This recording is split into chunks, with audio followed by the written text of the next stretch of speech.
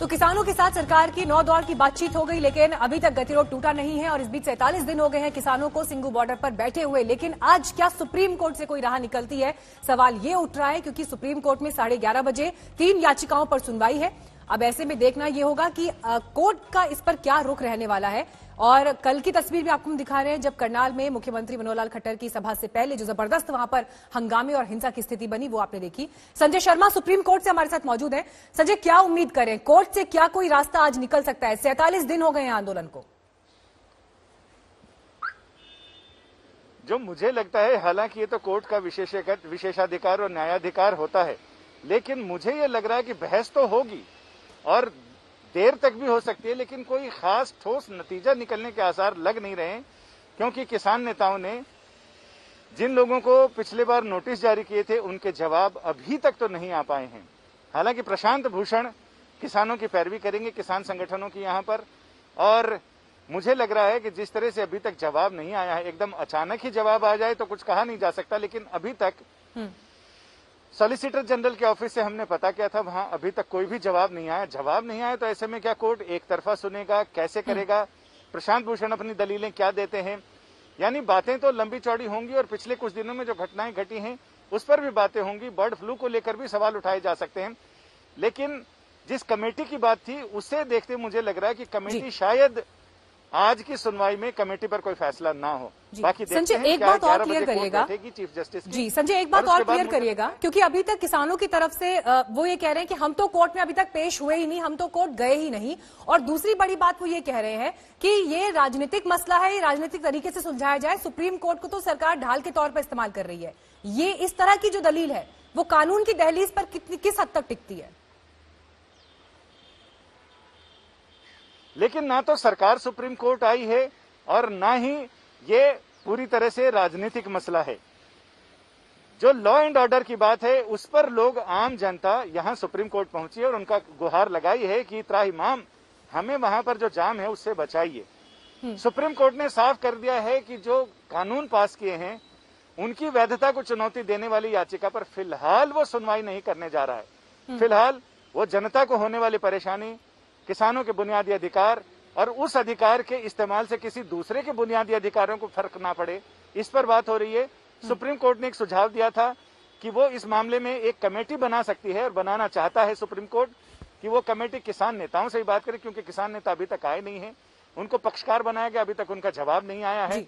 किसान नेताओं ने वार्ता के बाद मीडिया से बातचीत में ये कह दिया है कि अगर हमारे खिलाफ सुप्रीम कोर्ट का फैसला आया तो हम उसे नहीं मानेंगे। इन तमाम चीजों को देखते हुए सुप्रीम कोर्ट फिलहाल पंजाब यूनिवर्सिटी के कुछ छात्रों की याचिकाएं हैं, 3 और याचिकाएं हैं, उन पर आज विचार करेगा, जिसमें लॉ एंड ऑर्डर की बातें कही गई हैं।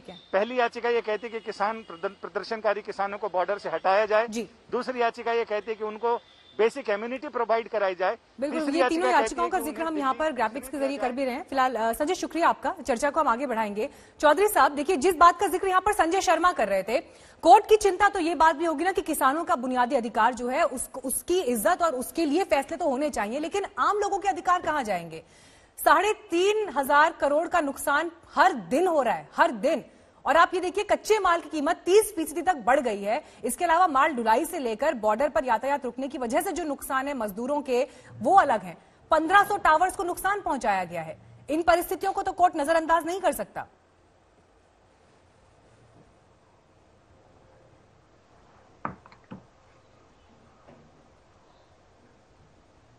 चौधरी साहब, आप सुन पा रहे हैं? ठीक है, वीरेंद्र गर्ग जी, यही सवाल मैं आपके पास भी लेकर आना चाहूंगी।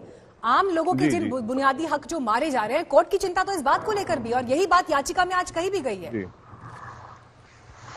देखिए मीनाक्षी जी, जब भी इस प्रकार का कोई आंदोलन हुआ है आज तक, उससे नेचुरली इसमें तो कोई दो राय नहीं है कि लोगों को परेशानी तो हो रही है और परेशानी होती है। कोई भी आंदोलन हो, आम लोगों को तो परेशानी उठानी पड़ती है, लेकिन लंबे समय तक आने वाले जो समय में किसानों का जो भविष्य तय होने वाला है, उसके लिए किसान अपना आंदोलन पहले लेकर अपने स्टेशन में बैठे थे, किसी ने उनकी सुनवाई नहीं की।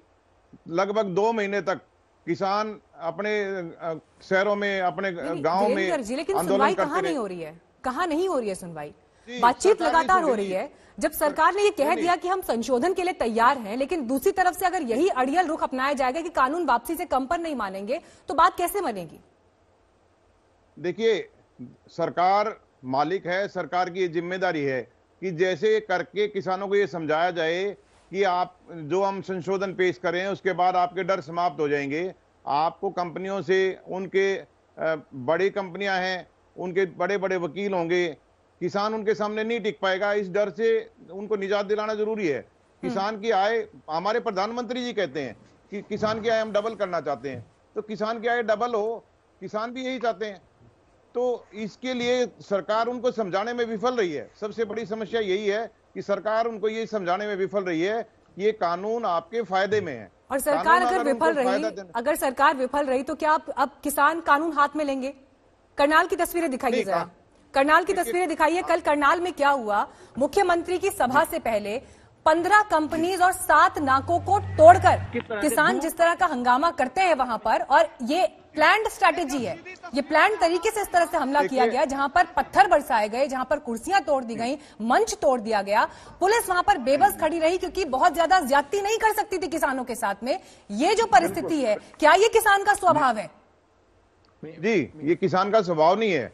ये किसान इसको इस तरह से देखता है कि किसानों की एकता में फूट डालने की कोशिश की जा रही है, ये पेश करने की कोशिश की जा रही है कि आधे से ज्यादा किसान हमारे साथ तो हैं। क्या कानून हाथ में लिया जाएगा?